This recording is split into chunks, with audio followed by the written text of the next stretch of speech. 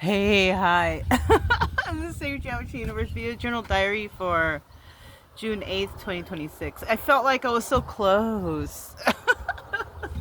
I have the camera in like a different position. I was trying to figure out what's the easiest way to do this, but anyways, we had a nice night. It was a nice night. A lot of big critters go flying in here, but like I had the lights on, and they're attracted to the lights. So at a certain time, I just shut them all down, lit a couple candles, and I put a light outside, pointing outside, a solar light. It'll die out eventually, but at least it keeps the buggies out. And then at a certain time, I shut the back door, and then they're pretty much out. But it was a nice sleep here last night. Yesterday was a nice day. It was Sunday, so like a lot of families came out, and there were people fishing and inner tubing and friends and all these things. It was nice. I had a group next to me. They were pretty nice, and I'm in front of the place where it's easy to go in, and there's like a rope swing thing, and people were flying off that. I thought that was pretty neat. I was sitting here watching the kids and the people do that. I'm a little bit afraid because it's kind of shallow, but I mean, I saw adult men doing it, so I was like, I just leave it alone. I don't need to be doing that. But we did go in the water, and it's so murky and it's so funky. And then like I just took a shower right now. I couldn't take a shower last night. I wanted to because there was the people next door. They lost their little key fob for the car to start. It's like a brand new Jeep. And I'm like, well, maybe you can just get it towed.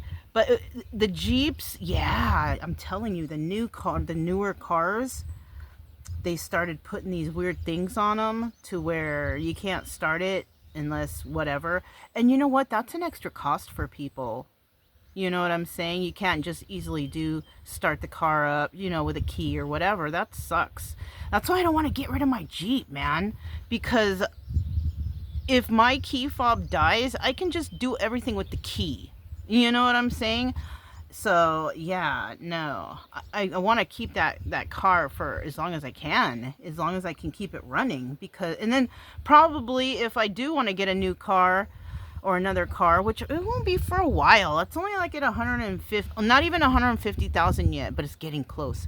I think I can go another 150,000 before, or I don't know. It might go for longer. I've met people who are like, oh yeah, we're at 300,000, car's running great. And I'm just like, whoa.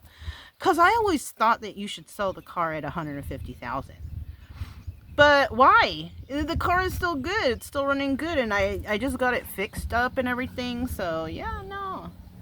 Anyways, they lost that. And that's like a bad karma thing, I think. The whole family left, and then they left the guy here, the husband. And I was trying to help them look around, and then they left because they were going to go back. Because they found a tow truck to come, but they weren't coming for 3 hours. So she left the guy here, took all the kids home, family home, and came back. But I was chilling with the guy before she came back. That man was so angry, just like at life. I mean, he was cool and everything, but like everything he talked about was just anger and angry stuff about his old job, and he quit, or something like just real, and his teeth were so bad. Like, bad teeth is a sign of bad health, and that Jeep was fairly new, and their cars are see, that's the thing.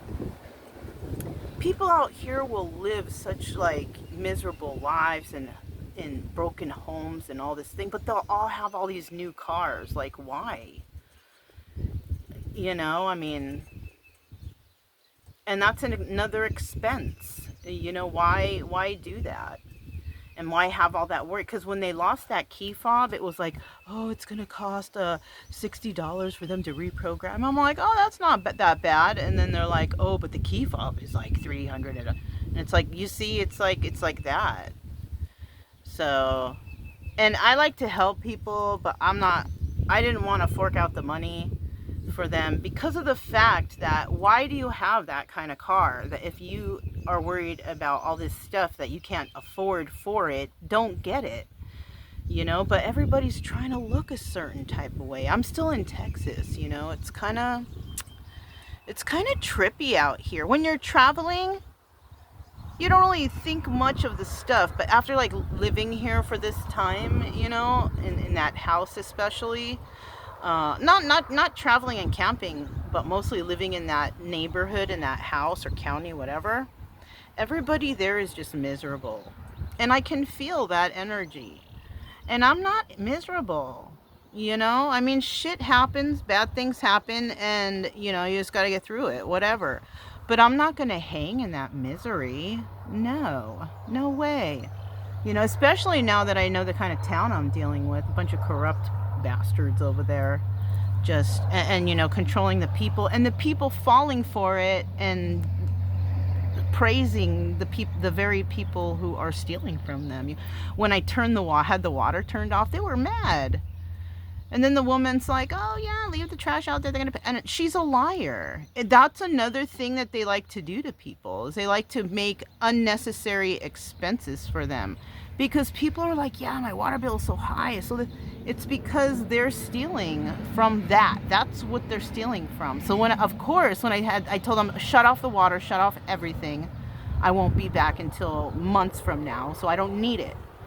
You know, and they were like, you know, like they were going to do something, you know, like stupid. I know their games anyways, you know. They like to make people feel less than over there. The leadership, you know, and the people who live there fall for it. They just fall for it and they accept it. They accept to be miserable for their whole lives. Not me, man. They can stay there and be miserable. If I see something wrong, I'm going to report it. I'm going to say some shit for sure. But I'm not going to live my life in misery while I'm there.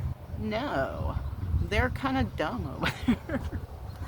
But that's the kind of people around. And I was talking to that guy about, you know, because he's like, and there's this and that. And I was like, yeah, there's corruption, you know, around. It's everywhere. And you know what? It's not everywhere. It's not. It's a lot right here. There is corruption everywhere, but not like here in Texas. Because I've lived all over, and this is like the worst place. The worst leadership. Like, the lawyers here, I don't even know how they're lawyers, but they're all like, oh, accidents. But when it's anything else, nobody knows what to do. Like, they don't know how. Like, how are you lawyers? You know? And then, like, the county attorney in my town, that guy is freaking a frightened idiot. How is he a lawyer? Like, he can't even return calls. He won't even speak to me because he's afraid. Like, how are you going to be a lawyer and be afraid? They're all afraid. It's all fear of, you know, something, some sort of deep-seated fear that they have, probably because they know that they're doing wrong. And now they're afraid to talk to me because I'm recording them. If they're afraid, if anyone is afraid of you recording them, it's because they're doing something wrong. That's number one. Because when you call places, they're always recording you. Why can't you record when you're on the phone? Yeah. So there you have it, you know. But I'm enjoying myself out here. We went in the river. I don't want to go again today. It looks like it's going to be kind of cold and breezy and windy. I did use solar, my power, but only like 15, you know, it's at, what, 72 or something. I used it for some air last night. I didn't use any lights because I have solar and I have a battery. So I want to conserve the Jackery. What if I need it for air to sleep at night? Because I slept like a baby last night. Oh, and I've been reading this book since, what was it? Since Garner. I started reading it the day before we moved the second time. Yeah, I'm already on chapter, what chapter is this? It's called The Cairo Curse. I got it for $1. Chapter 10. So I'm like halfway through the book, almost. At chapter 10, and you know, I got used to having no data, so I've been just kind of sticking to that vibe, you know. Like, I've listened to a couple, like before bed I listened to a little bit, and then I just kind of put it back in turn off mode, and then that was it. But yeah, I read like 2 or 3 chapters yesterday. The Cairo Curse. Shoot, where did I put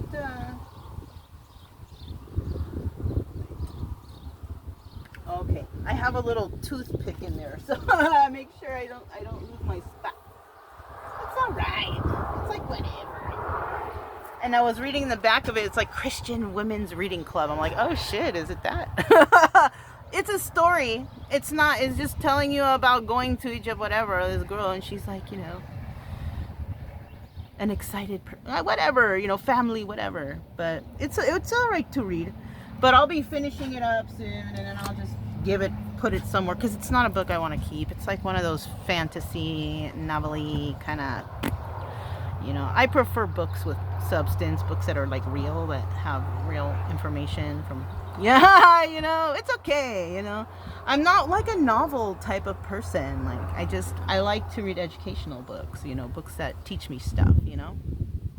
But yeah, that's all I have. I was thinking about making a little river video.